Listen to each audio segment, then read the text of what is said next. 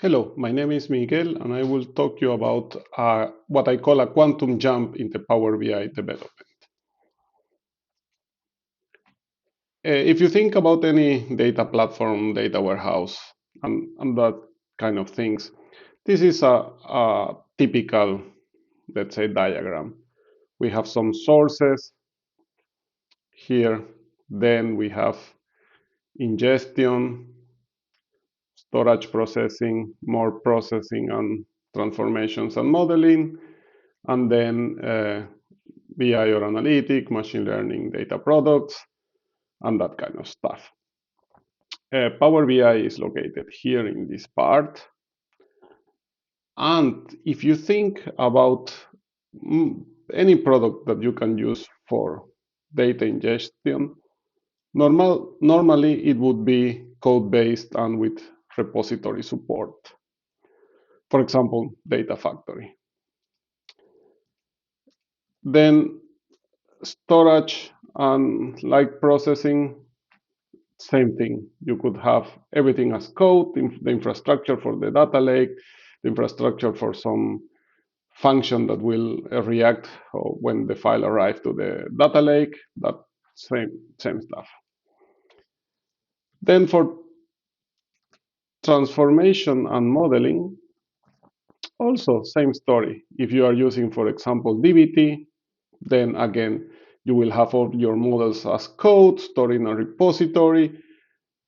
And you could design your process, your peer review process before you do a pull request, merge, etc., in a way that are pretty much the same because all are based on a repository, branches, and then you do pull request, etc., etc.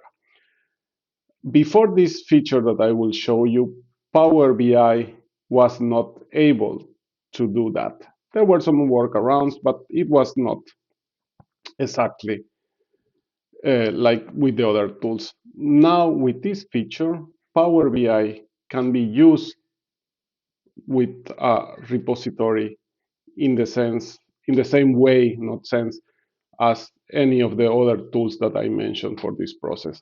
So that's why I think this feature is very important and a really great step forward for Power BI development. Let's see how it's done. Hello, I will be following, so you can follow with me also the steps that I describe in my blog.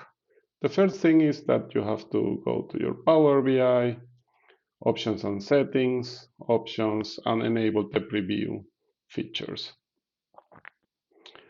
If I go to preview features and then I enable this Power BI project PBI save option.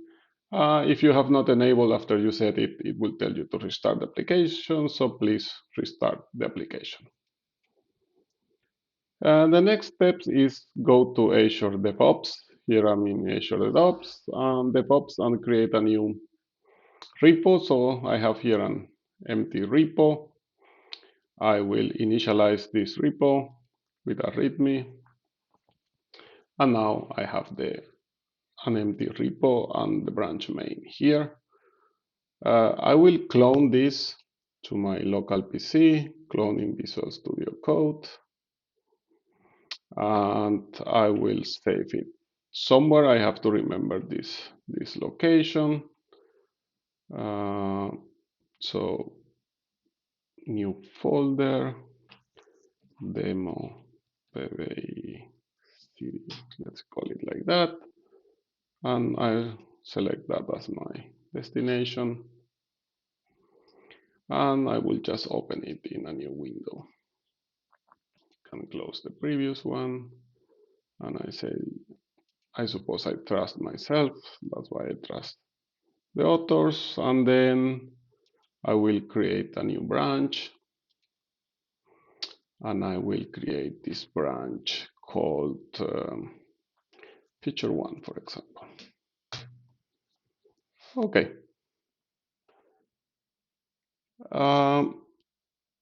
Now I have this repository cloned to my local PC, and I have enabled Power BI projects save settings.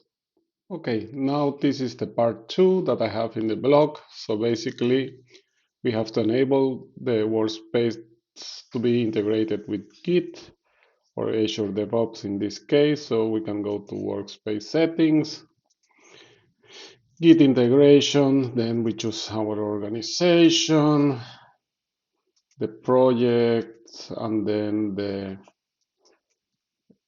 report that we created some minutes ago. And then I will just sync this to main branch.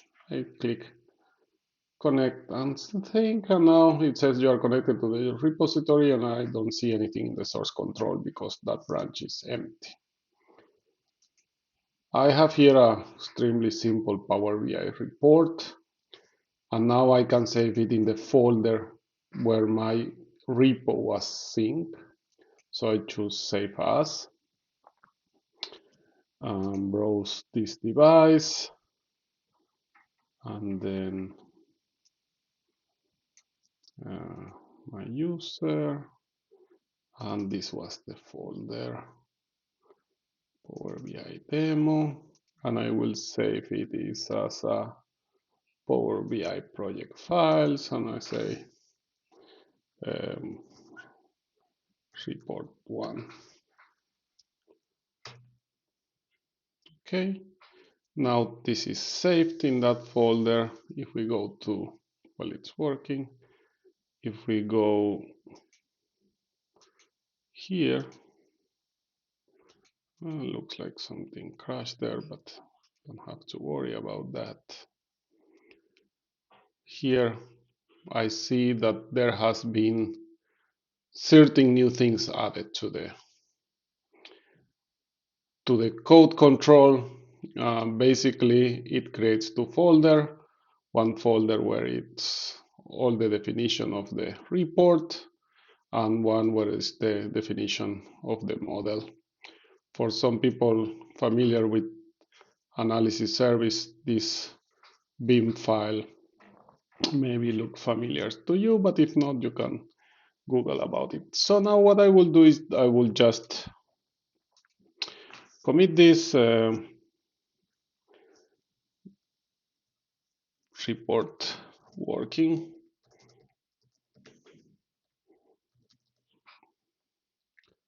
commit it, and sync the change.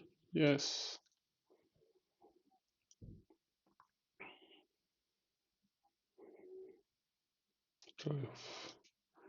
We check here our repo, and we go to the feature one branch.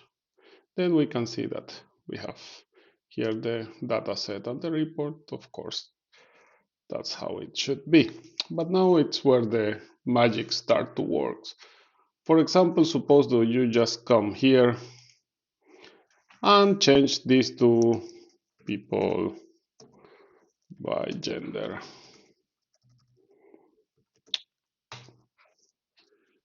And then you just click save. The moment takes a bit. The moment you have saved, we can see that now one file has changed. So if we see here, now we see that what was called page 1, now it's people by gender. So extremely nice to see the diff between what was before and what has been changed now. So I will just commit this to the page 1 title.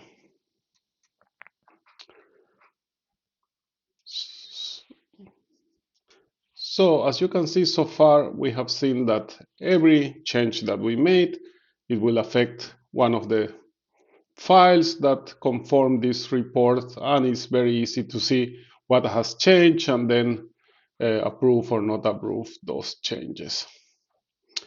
Now, what I would do is I will create a pull request.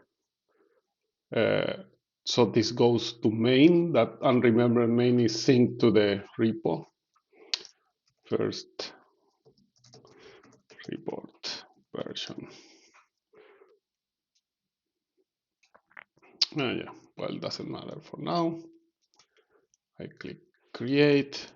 It says, of course, that there are no conflicts, so I just complete it. I don't want to delete this. And now, of course, with the video there, I cannot see, so I will just pause it. And now I'm back with the video in another location, so I can click complete merge, and while this does, I will put the back video back there. Okay, video to normal position. Now I go to Power BI, and here if I refresh, I see that there are some updates from my source control because now I merge all the content to the main, and this workspace is synced to main. So I see that, okay, yeah, here I have two new things, and it's the report. The semantic model is called not dataset anymore, and a report. And I can see that those has been updated. So I just click update all, and this starts to run.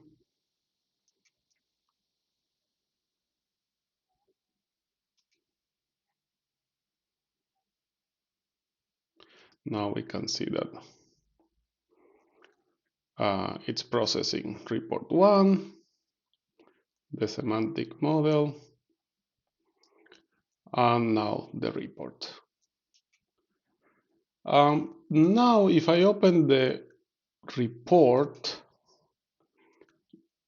it will show me that there is no data because in the files that it's saved on the folders in the GitHub, those files contains just metadata definition. It doesn't contain any data.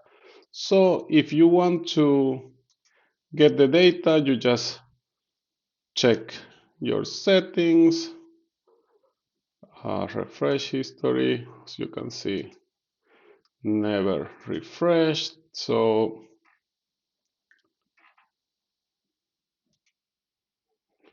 sorry about that. We can just go back here, and we have to get the data, so we just click here, refresh now.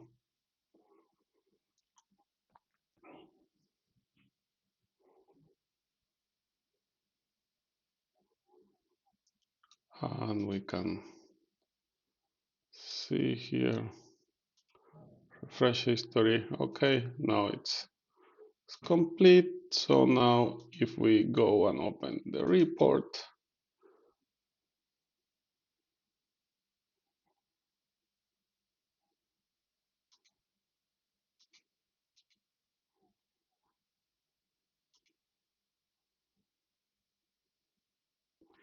yeah, after some refresh, we can see that the data is here.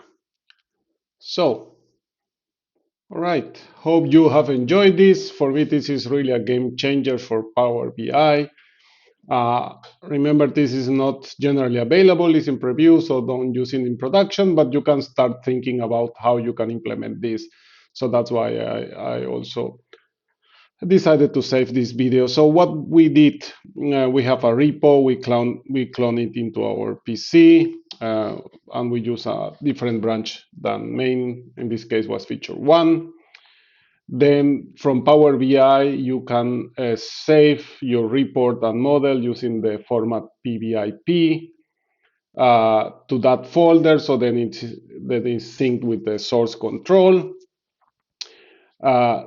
Since now Power BI is saving everything as text files in different folders, etc., it's very easy to review in different stages before the commit, when doing the pull request, whatever, what has changed and if you really want to merge or not.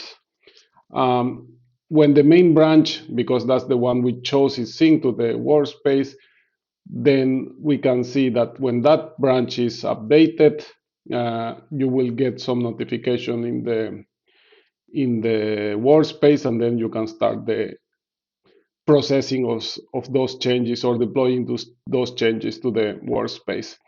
Of course, if you want to have a development test production setup, there are many ways to do it. Those were not covered here.